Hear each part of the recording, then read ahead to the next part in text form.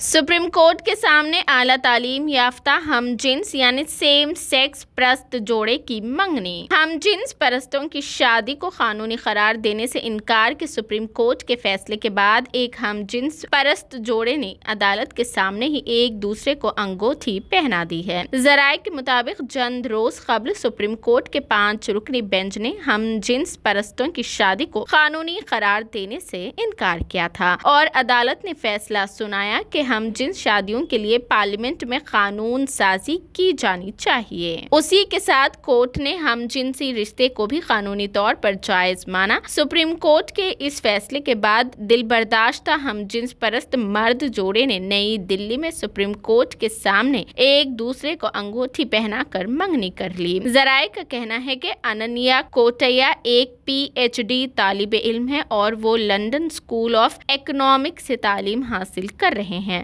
उन्होंने अपने साथी वकील उत्कर्ष सक्सेना से मंगनी की है। अनन्या ने अपनी मंगनी का ऐलान सोशल मीडिया प्लेटफॉर्म X पर किया और अपनी मंगनी की तस्वीर भी शेयर की। अनन्या ने अपनी पोस्ट के कैप्शन पर लिखा है कि हम अपने हुकूक के लिए लड़ने दोबारा आएंगे। सोशल मीडिया पर सारिफीन की जानिब से किसी ने उन्हें सपोर्ट किया तो किसी ने उसे अदालत के सामने अपनी राय के हक के इजहार का तरीका करार दिया।